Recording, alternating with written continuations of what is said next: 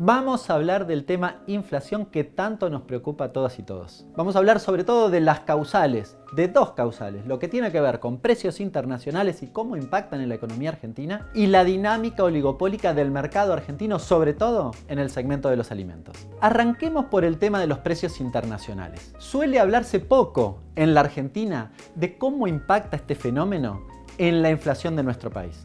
Pero fíjate estos titulares. Clarín titulaba hace solo unos días atrás que la inflación estaba fuera de control, que el gobierno tenía intenciones de renovar el programa Precios Cuidados. Solo unos días después, con la inflación del 3,8 de diciembre, volvía a mencionar una inflación desbocada.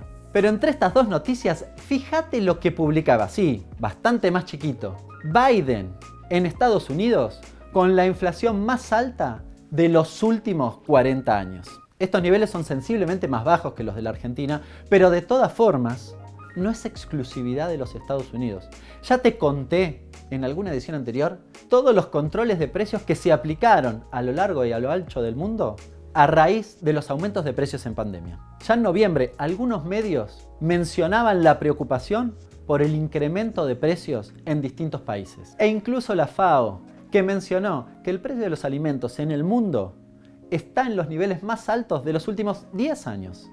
Pero veamos algunos números. El gas, por ejemplo, a nivel global aumentó 300% en dólares. Si le aplico además el tipo de cambio, es decir, la variación del dólar de este último año y medio en la Argentina, asciende a más del 600% de incremento. El algodón aumentó 170% en pesos. El caucho duplicó su valor. Aumentó también el aluminio, el acero, el cobre. En el rubro alimentos, por ejemplo, el azúcar aumentó 40% en dólares. El café 70% en dólares. Y los cereales aumentaron 50% en dólares. Aunque no se suele explicar mucho en la Argentina, este proceso impacta de distintas formas en la dinámica inflacionaria.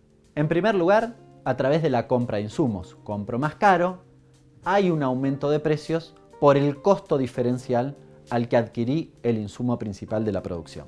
En segundo lugar, porque aquellos que exportan commodities quieren vender en la Argentina al precio que se exporta o que se comercializa en el mercado internacional. Y finalmente, por expectativas. Yo veo que a nivel internacional el precio aumenta y quiero hacer lo mismo en el plano local. Pero entonces, ¿qué va a pasar con esta dinámica en el transcurso del 2022? Hay que ver cómo sigue la película. El escenario internacional da cuenta de un aumento de la tasa de interés y de un cambio de ciclo que probablemente haga reducir el precio de los commodities. Esto baje las tensiones inflacionarias también en el plano local, aunque hay que seguir de cerca si efectivamente los oligopolios en la Argentina reducen los precios o al menos aminoran la tendencia a la remarcación que ha habido en el transcurso del 2021. Y en segundo lugar, permíteme contarte qué pasa con la dinámica de precios vinculada a la estructura oligopólica que tiene el mercado argentino. Has leído seguramente en varios medios de comunicación que los controles de precios, las regulaciones, el congelamiento no ha funcionado. Permíteme contarte algunos números. Fíjate, el aumento de precios en el rubro alimentos en el mes de noviembre fue del orden del 2,1%. Pero ojo, porque aumentaron 11% las carnes y derivados. Si le quito el efecto de la carne, el resto de los precios que fueron incluidos en el congelamiento y que hoy están incluidos en el programa Precios Cuidados, solo aumentaron su precio en el orden del 1%.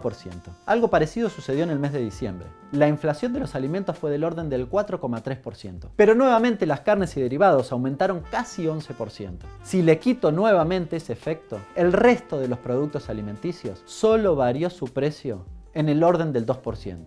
Es imprescindible analizar las causas de la inflación y hacer un seguimiento de qué eslabones logran remarcar a lo largo del proceso de producción y comercialización en detrimento de cada uno de los consumidores.